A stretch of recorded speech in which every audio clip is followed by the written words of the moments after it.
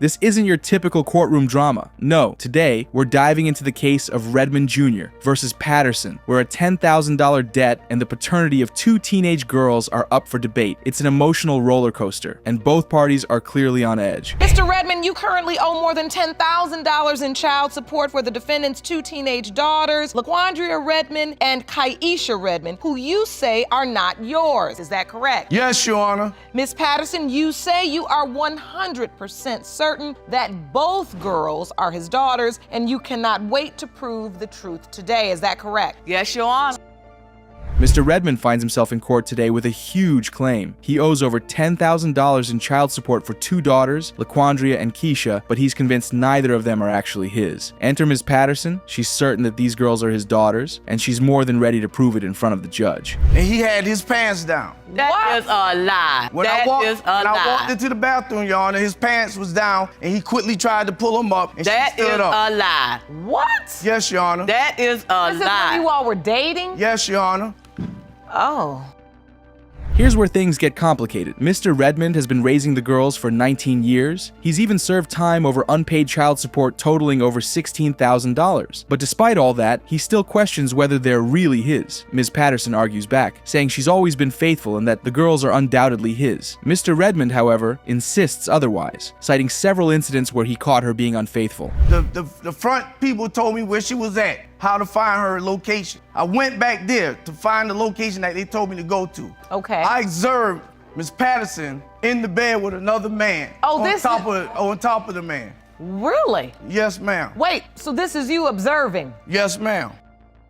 Mr. Redmond presents what he claims is proof of Miss Patterson's infidelity, a picture of her with another man in a bathroom. He's adamant that he's seen her cheating on multiple occasions, recalling one where he found a dark-skinned man leaving their house. But Miss Patterson strongly denies this, saying she doesn't know anyone matching that description. The plot thickens. Why do you think he is just making all of this up? Your Honor, I don't know. To tell you the truth, this is what I used to go through when we was married. So this is basically why the marriage had ended. All right, so let's get to the second pregnancy, because you all managed to stay married long enough to get pregnant again. Yes, Your Honor. Now, things get even murkier. Mr. Redmond reveals that he once set up a secret recording device in their home, convinced he would catch her in the act. According to him, he recorded sounds that suggested she was being unfaithful. Ms. Patterson doesn't buy it, claiming the recording was nothing but static. The accusations continue to pile up, and the tension is palpable. Do you remember him expressing doubt over paternity during the process? No, Your Honor. I've kept the children out thus far because... May I say something, Your Honor? No. I kept the children out thus far because I did not want them to hear this testimony and even be more confused like I am, but I would like to hear from them now. Jerome, will you please escort LaQuandria and Kiesha into the courtroom? Yes. Not backing down, Mr. Redmond recounts another incident where he saw Miss Patterson sitting on another man's lap at a family gathering. She denies it, accusing him of always jumping to conclusions. But for Mr. Redmond, all of this paints a troubling picture of LaQuandria's paternity. His heart is torn as he tries to grapple with the possibility that the daughter he raised might not be his. He's always in and out of my life. He's never done anything for me. And that hurts you? I mean, it did, but then I had to realize again that he's nothing to me. And so I want to hear from you, Kiesha. How has this affected you? I see the tear. Has it hurt you growing up without a father? When we was homeless and we had nothing, we called him and he never gave us nothing. When we asked for money or anything, nothing. As if the situation with LaQuandria wasn't enough, the focus shifts to Kiesha, the second child. Mr. Redmond reveals that during her pregnancy, he and Ms. Patterson were sleeping apart. He's convinced this only adds to his doubts about her faithfulness. Ms. Patterson, on the other hand, argues that she was left to shoulder most of the parenting duties while he was absent. Each party accuses the other of neglect, with neither willing to back down. 1 or 2 times, you think that's gonna do something? It ain't gonna do nothing. You don't help my mom pay bills. You don't help us with anything. I have to come out my pocket and help pay rent. You don't do nothing. I have to get a second job just to help my mom in the house. You don't do anything. Is it because you ain't had no money to pay for no DNA test? Is that because? As the case reaches a boiling point, the judge presses on, asking whether Ms. Patterson ever considered that Mr. Redmond might have doubted the children's paternity during their marriage. It's clear that years of mistrust have built up, and the underlying issues of infidelity have only made matters worse. Now they're both desperate for answers. Today's case has the potential to change lives in an instant. Adams versus Williams is no ordinary paternity dispute. In fact, this case could mean Mr. Adams either faces jail time or walks free, depending on the outcome. Let's dive into this high-stakes legal battle.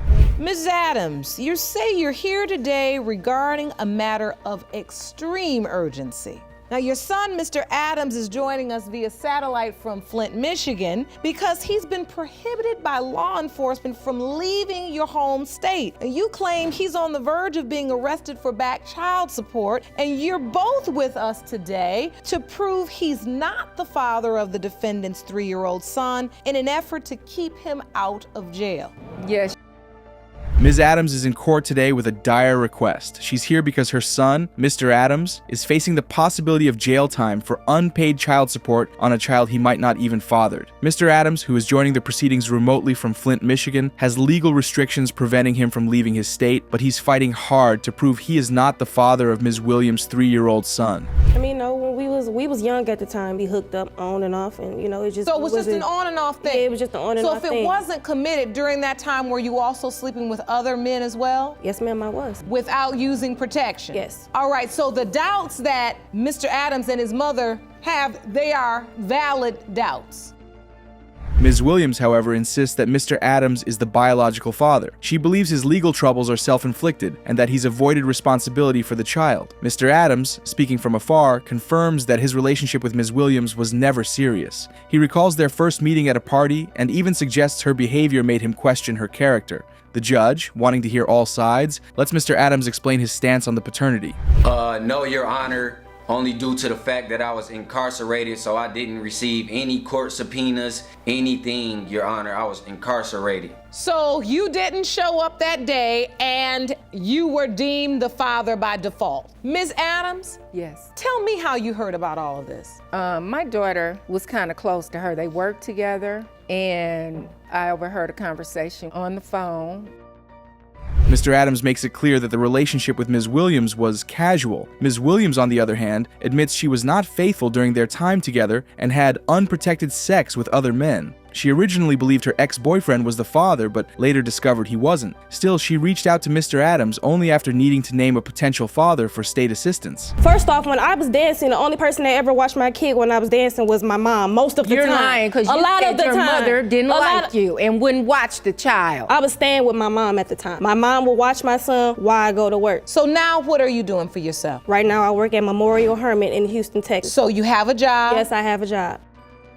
Mr. Adams reveals he never attended court hearings because he was incarcerated and didn't receive any notifications. Because of his absence, paternity was declared by default. Meanwhile, Ms. Adams overheard a conversation where Ms. Williams supposedly denied Mr. Adams being the father, a claim Mr. Adams disputes. This back and forth only adds to the confusion. Mr. Adams, Ms. Williams is claiming that she asked you to take a DNA test. Yes, that's correct, Your Honor. She did. Why didn't you take it? His excuse was he had a hangover. He couldn't get up. He was just basically being lazy. No, my son was in jail. My son was in jail. No, this was before he had got locked up. I asked him twice. He was in jail. Why didn't you take the test, I Mr. had the Adams? papers sent to jail to have the DNA testing. Ms. Williams denies ever outright denying Mr. Adams as the father, but she admits there were moments when she thought her ex-boyfriend might be the one. The judge emphasizes the confusion surrounding the paternity and acknowledges that both Ms. Williams' lifestyle choices and relationships have contributed to the mess they're in now. Now, I didn't even know I had a warrant, so I gave them my name proud, like, no, I'm Lassiter Adams. I ain't think I had no warrant. Come to find out, he come back to me like, oh, Mr. Adams, you got a warrant for child support. I'm like, what? And next thing you know, he put me in the back of the car in handcuffs. And how much time did you serve for this? Like 10 days.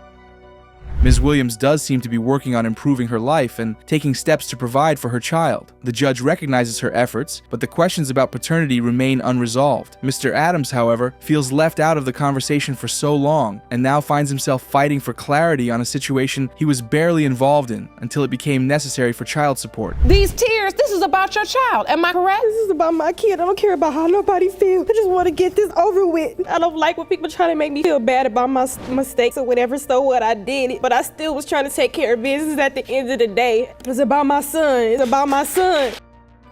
Adding even more complexity to the case, the judge points out that Ms. Williams named the child after her ex-boyfriend, which raises red flags about paternity. Mr. Adams claims he's heard rumors of other men being tested, but Ms. Williams clarifies that only her ex-boyfriend was tested. Now, the judge focuses on the core issue. Who is this child's biological father, and how does that affect everyone involved? It has been determined that Mr. Adams is not the father.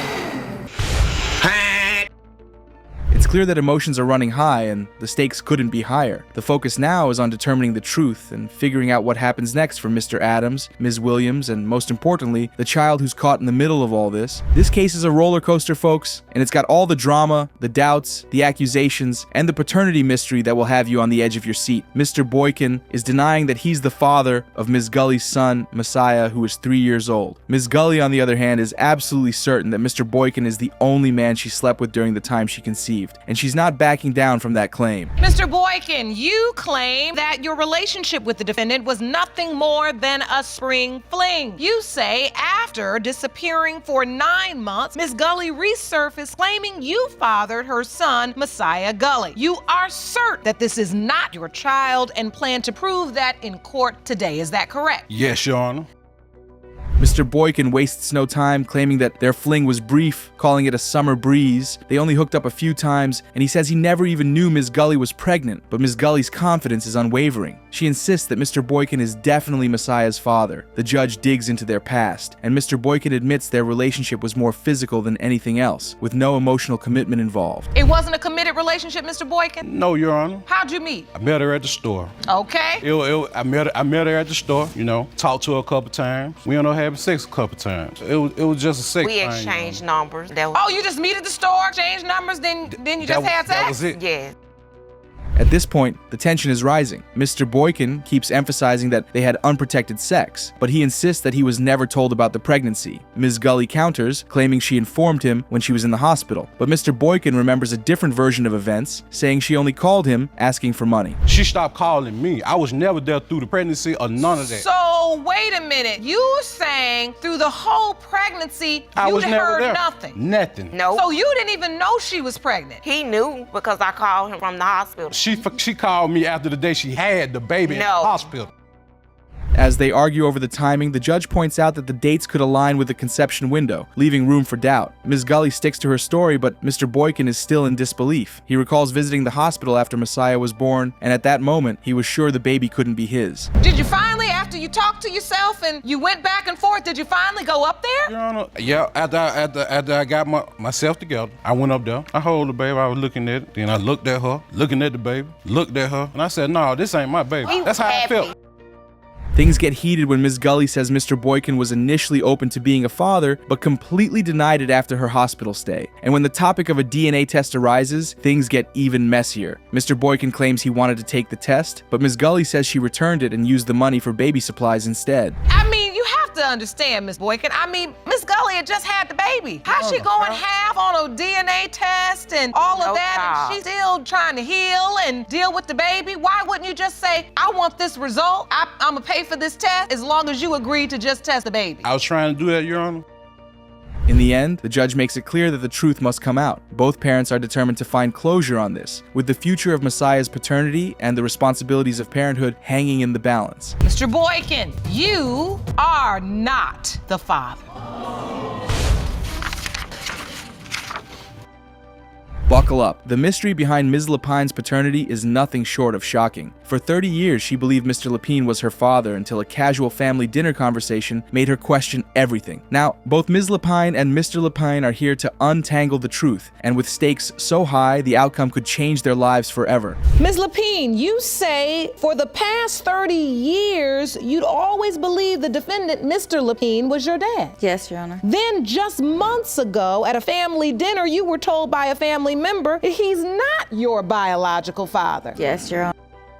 Ms. Lapine is stunned. For 3 decades, she thought Mr. Lapine was her father, but after overhearing a conversation at a family dinner, doubts started creeping in. The realization hit hard, and now she's here to find out the truth. Meanwhile, Mr. Lapine is in a deep financial hole, having served time for unpaid child support. The pressure's on. If he's confirmed to be her father, it could send him straight back to jail. In it. So hold on. You a name? Gave me a name. Of the man that was your father? Yes. Yes, ma'am. For 30 years, all this time, you believe this young girl was your daughter? Yes, ma'am. And I've been 4 to 5 years in jail, and it gets rough. 4 to 5 years in jail. Yes, ma'am. Concerning the child support for this young woman that you're still behind on.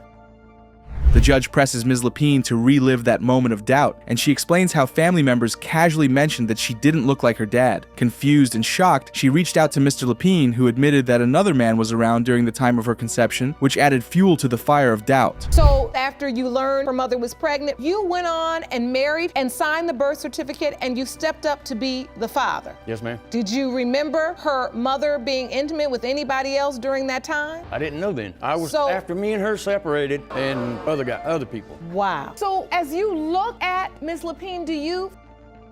A clearly shaken Mr. Lapine reflects on how much this news has rocked him. He's been to jail multiple times over child support and could face more time if today's outcome isn't in his favor. He opens up about his feelings of betrayal, admitting that over the years he started to wonder if Ms. Lapine really looked like him or if the doubt had been there all along. It may not be, but me, my dad, and my sister. And you feel like you strongly resemble your father, right? But Brandy does not. Look at this picture, Brandy. I always thought, you know, I look like my mom, but I always thought I had my dad's attitude. Okay, that's fair. I always thought that, but I mean, as you could tell, no, we don't look nothing alike, but.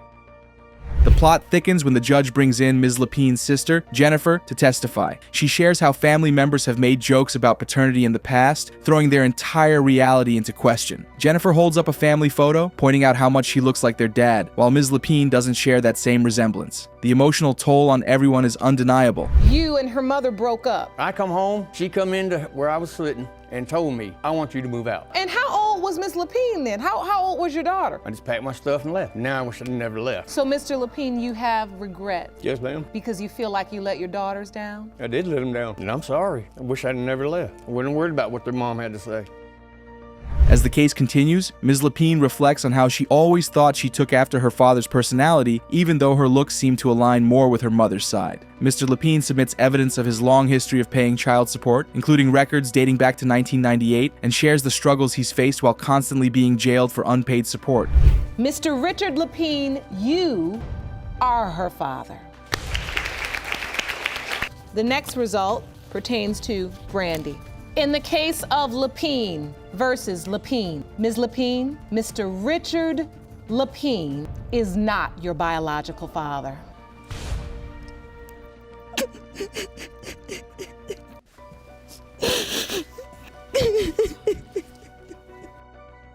The judge stresses just how high the stakes are. One more court date for Mr. Lapine could lead to more jail time. With so much at risk, the emotional and financial fallout is huge for everyone involved. This case isn't just about paternity, it's about the truth, the past, and what the future will hold for both parties. Please be seated. Hello, Your Honor. Hello. This is a case of Broussard versus Broussard. Thank you, Jerome. Good day, everyone. Good day.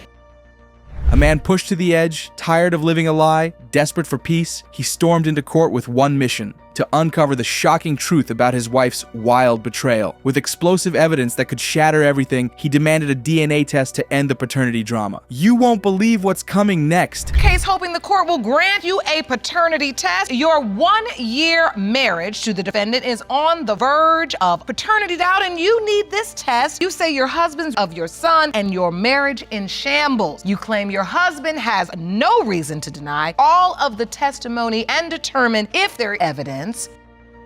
This man's world was crumbling. His wife's infidelity had pushed him to the breaking point. His eyes, fixed on the court's doors, burned with one question: is he the father or a fool? He admitted he signed the birth certificate, but the proof was right there in his hand. If the DNA test reveals he's not the father, it's over. That's it. No more lies, no more excuses. I say my marriage is on the verge of collapse due to the infidelity incidents that I discovered. This test today, because you're on the birth certificate. Yes, I am. Yes, I am. But you need this test, the biological father of this child. Correct. Hold on, here comes the twist. The wife, the defendant, tried to spin her own story. She claimed that the gossip from the neighbors about her ex had twisted everything. She argued that her husband was just obsessed, making wild accusations out of nothing. But the clock was ticking. Would the truth slip through the cracks, or would it all blow up in her face? He is so obsessed with my ex. We argue, we fight all the time. Me and him just are not getting along at all. How long has it been this way? The end of last year. There has been rumors going around in the neighborhood that we grew up that he is not the father of our child. But this man, he wasn't buying it. He came prepared, armed with evidence that could turn this courtroom upside down. And as he laid it out, her lies began to unravel, one shocking piece at a time. She tried to cover her tracks, but it was clear. The walls were closing in fast. Reason why, that gave me my doubt that little Charles got off work. And basically, I walked in, the cups looked freshly poured. You still could see the water dripping off to room temperature. So I asked, I don't know. I said, well, you had in my house? She didn't know. That I don't know? Yes. So, Ms. Broussard, Now things are getting real. It wasn't just lying, it was a tangled mess of betrayal. Every word she said made her guilt more undeniable. The drama was escalating. This wasn't just about the baby. This was a war over the truth, and it was getting brutal. The rumors. I am well known in my community, and I felt kind of disrespected when the ex-boyfriend had told me that him and your wife are still communicating. They want to have a family, a baby together. They about to push you out the picture. What? Yeah, it blew my mind. They'll tell it, honey. And so you heard. And then, just when you thought it couldn't get any crazier, boom! The man found handprints from another man all over her body. But it wasn't just any man, it was her ex, and she didn't even try to deny it. She confessed to having revenge sex with him, right under her husband's nose. How could she? August, I was away. Once I returned in the shower, and she had handprints, like you could see handprints. I slept with him. He just left. So you admitted to your husband that you had slept with your ex in your house? Yeah. You don't have no shame in it, huh? Called me telling me that they were having an affair too. What kind of nerve did this woman have? She didn't even seem sorry for her actions, defending herself as if she hadn't just burned every bridge in sight. Judge Lake had seen enough. It was time to end the madness. No more lies, no more games. DNA was the only way to untangle this mess once and for all. In the case of Broussard versus Broussard, 4-month-old Charles Broussard, it has been determined by this court, Mr. Broussard, you are the father. So, what happens next? Will the DNA results be the final blow in this paternity nightmare? Or will a miracle save their shattered relationship? Get ready, because this wild ride isn't over yet, and the truth is about to hit harder than ever. Ever wonder what could happen if you spot a girl in tight pants? Well, this man took it a step further and dove headfirst into a web of lies and chaos. Meet Mr. Wiggins. He walked into court today, desperate for Judge Lake to save him and his family. But how did he end up in this mess? Let's find out. Hello, Your Honor. Hello. This is a case of Wiggins versus Dave. Thank you, Jerome. Good day, everyone. A little time apart gave Mr. Wiggins the green light to get cozy with someone else, Ms. Davis. But here's the twist. He wanted out of a paternity scandal and to save his marriage, all while playing the field. He's claiming he's not the father to a baby girl. But could it be true? And you won't believe it? Mr. Wiggins, you are here in court to you are not the father of Ms. Davis' child, Aubrey Wiggins, and say today's results will change. He admitted to manipulating Ms. Davis during their 2-year relationship, lying to her to get what he wanted, but now his family was unraveling, all because he couldn't keep his deceit in check. What kind of man does that to his own family? Being alleged the father of Aubrey, I lost my wife and I want to regain my family. You lost your family? You were married at the time? Explain. Yes, Your Honor, I was married and me and my wife went through a separation due to a rough patch. But here's where it really gets juicy. Ms. Davis claimed she was in it for the long haul and wanted Mr. Wiggins to leave his wife for her. She wasn't just some fling, she was all in and ready to fight for him. But wait, why was he blaming her for everything when he was the one playing the game? We was never together. Almost 2.5 years? Yes, sir. Yes, I was married, Your Honor. I mean, yeah, married, but it just, it kind of went longer than it should have. But your hope is that if you can prove that Aubrey is not your biological. Then Judge Lake went in hard. Turns out Ms. Davis wasn't the only one making moves. She reached out to his wife on Facebook and stirred up the pot. What? Mr. Wiggins couldn't control his desires, but now he's pointing the finger at her for wrecking his life? This guy's a mess. I knew I was in a relationship. You did? 2.5 years we was together. I was telling her what I felt I needed to tell her to ultimately get what I wanted. Obviously, you might have gotten more than you bargained for, right? He did, a child. Just when you thought it couldn't get crazier, Mr. Wiggins dropped another bombshell. He claimed his wife had been seeing another man when she conceived the baby. And get this, he showed text messages as proof. So now he's throwing doubt on the paternity based on some random texts? And then I asked her to let me tell my wife. And of course, because she wanted my wife out of the picture, because she did want more. You're right. I wanted more because that's what you presented. And I was good to her. I mean, because ultimately I was trying to get something out of her.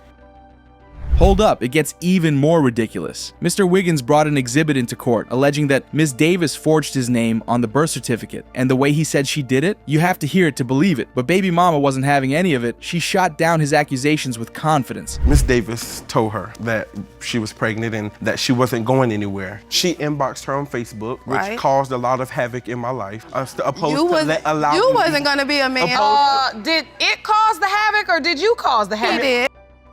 By now, it was clear. Mr. Wiggins wasn't just a man caught in a lie, he was a compulsive liar, doing whatever he could to cover up his tracks. But it didn't end there. He was still sleeping with Miss Davis. And when Judge Lake heard about it, she did not hold back, calling out his hypocrisy in front of everyone. We got into a bit of an altercation. I don't remember the exact details. And my family member seen her be picked up by another guy. That was my cousin. That she claims to be her cousin. However, it's a coincidence that while we were at the hotel, and just when you think he's done, Mr. Wiggins tries to play the victim, claiming he only wanted to get back with his family, but his lies and affairs were only making it worse. The back and forth was a tangled mess, and Judge Lake saw right through it. So what's the only way to end this drama once and for all? You guessed it, the DNA test. This guy saying he we're wanted to not have love, together, so but now you I waste wanted all to this have a money, good night. and then you're telling me, okay, that, you know, I have a baby by you when you're sleeping with another guy. That's what made me I never mad. slept with no one. So, and that is part of what your doubt is as well.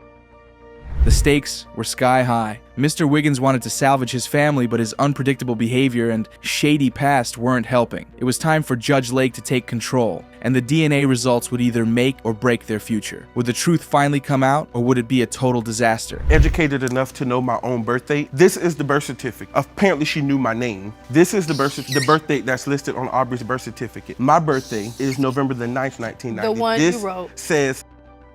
As the tension built, everyone waited for the final moment, the DNA results. Would Mr. Wiggins finally be exposed for the liar he was? Or would he find a way to wiggle out of this mess and reclaim his family? All roads led to that moment of truth. The issue is just a typo that he wrote. Do you think he wrote his wrong birthday on purpose? Right, and because No, when I seen it, when we got the birth certificate, I let him know that he. At last, the moment we've all been waiting for, the DNA results are in. Will Mr. Wiggins finally face the consequences of his actions, or will he find a way to sweep it all under the rug and go on with his life? Judge Lake had heard enough of the excuses, and it was time for the truth to surface. No, we're not, Your Honor. At the same time, two different answers. Right. Exact same time. When was the last time you two were intimate? It's been a while. Last night. No, Your Honor, we was at separate hotels. With the final DNA results revealed, the truth was about to unfold in the most shocking way possible. Would this case end in relief, or would it unravel even further? One thing's for sure, Mr. Wiggins won't be able to hide from the truth any longer. Mr. Wiggins, you are the father.